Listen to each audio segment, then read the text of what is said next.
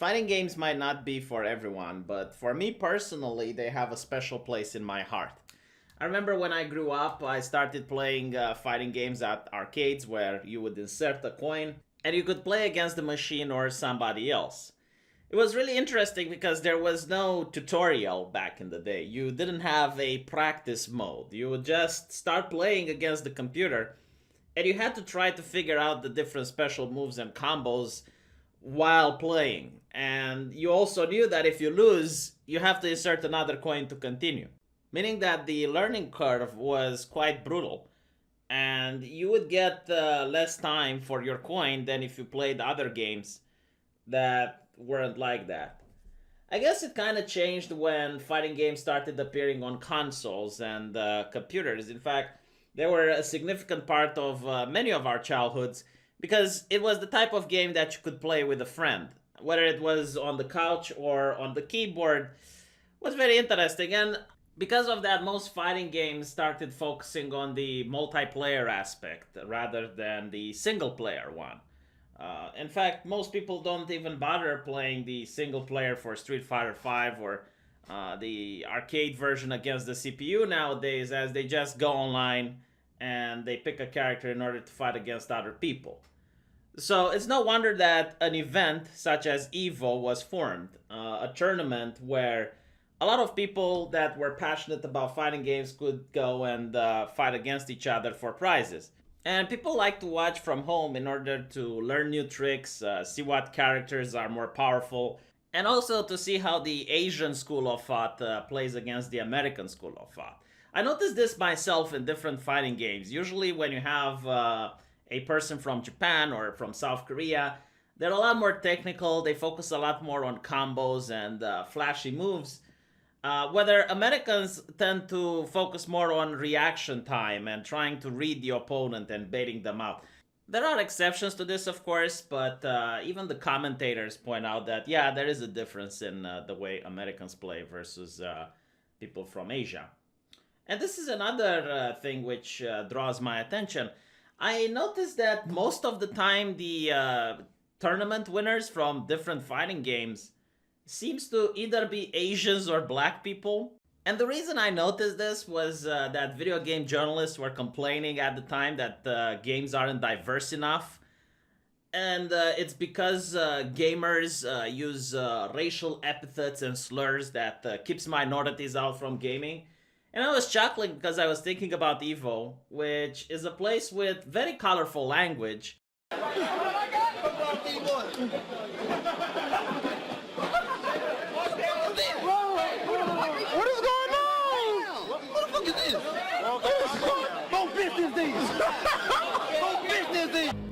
Perhaps the answer will come someday soon. And despite the fact that the people signing up for the competition are quite diverse, time and time again, the tournament winners are either from Asia or they're black Americans. Now, I can't really explain why this is, like, it's an entire mystery to me. I used to explain it that in Asia, the video games get released first, so the people there have like 1 or 2 years time to train until the game ships in the rest of the world. But again, I don't understand why black people are the ones that are winning tournaments. And this is just consistent. Like, I wonder if there's a white guy besides Darkside Phil that ever wins a competition of this. And I just, like, I don't understand why, because it's a computer game. Like, all it needs is hand-eye coordination, that's it. But anyway, my main point here is that when you see people on forums accusing that gaming is not diverse enough, or that racismus and banter is what keeps minorities from playing video games, just show them EVO. Like, that is like the best argument. It's like, no, you're wrong, just shut up. But anyway, Mortal Kombat. Yeah, so Mortal Kombat is very interesting because it used to be one of the most popular fighting games. And then it died out a little bit until Mortal Kombat 9 came in and took the world by storm.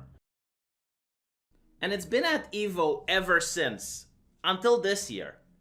And no one knows why it got dropped, because despite of the baggage that Mortal Kombat 11 comes with, it did manage to get a lot of sales, and it still has a very healthy online community. And despite all that, it's not on EVO. Now, I waited a little bit for making this video, hoping that there might be some rumors or some people trying to explain why the situation is what it is. And there is absolutely nothing on the entire internet. Neither NetherRealm or the organizers of EVO explained why Mortal Kombat isn't there. And it's interesting because EVO silently dropped it. Now, we can look at certain possibilities of why this is. So first of all, I thought, well, maybe Mortal Kombat just doesn't bring the numbers. But as you can see here, Mortal Kombat isn't like one of the best games, but at the same time, it's not one that's at the bottom either. So clearly it's not the numbers of the people that go to EVO. And then we can look at the streaming service. And if you look online, then yes, again, it's not the best game. Like there's not that many people watching it compared to some of the other games. But it's not the worst either, because you would think if they're going to drop something, it's going to be something that's at the bottom of the ladder. So again, this is not the case. Then I thought that it's maybe because of the politics. You see, Mortal Kombat is going full social justice. Like they're very full on progressives, to the point where they even have community managers insulting customers and, you know, the whole shebang. But that's not the case either, because EVO is going quite progressive as well.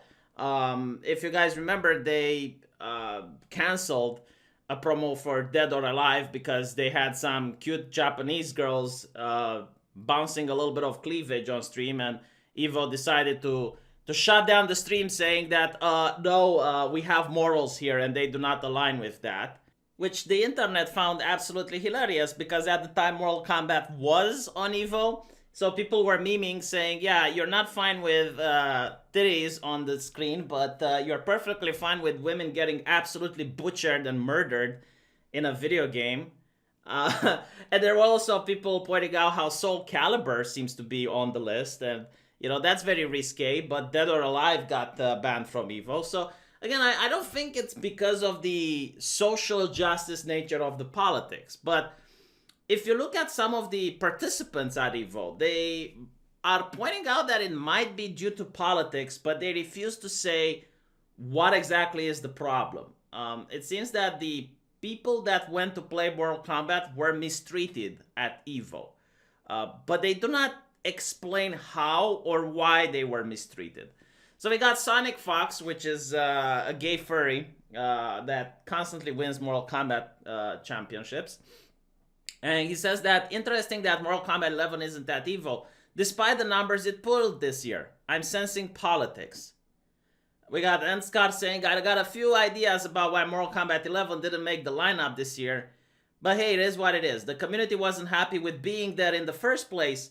And Tan said they got treated like shit there. So why are you all acting surprised now? We got what we wanted, LOL.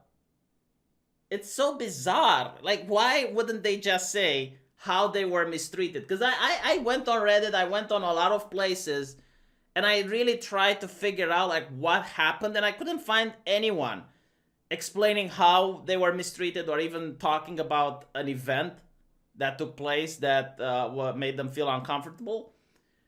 But again, you see another person saying, another year, another slap in the face to the Mortal Kombat community from EVO. But at least they have a Marvel vs. Capcom 2 Invitational. And then you have someone else saying, also, can we please stop blaming the game on the timeline? With blaming the game on the timeline. Most entrants ever at CBCO EVO for a NetherRealm Studio game. Non-Pro Tour events have been getting 100 and plus entrants, whereas other NRS games would get like 30 to 40. Mortal Kombat 11 isn't my favorite NRS game, but it's clearly politics. So if any of you happen to know what the issue is, let me know, because it doesn't seem like it's money involved. I mean, you know, like you could think, okay, maybe NetherRealm Studios was charging EVO for the privilege of hosting their game or something like that, but it seems that the community themselves were being mistreated. So the actual players there were being mistreated by the staff. But I can't find any example on the internet. So if you were at EVO, in the unlikely chance that you're watching this video, do let me know what the problem is, because I would absolutely love to cover it. So I'm sorry I can't get you more information, but I really dug deep on the internet, and there's really nothing. Like it's almost like they're afraid to speak out. It's almost like the mafia have their children in custody or something. Because not one of the players is saying what has transpired over there. But anyway, thank you for watching, and yeah, I'll be looking forward to hearing from you guys in the comment section. Take care.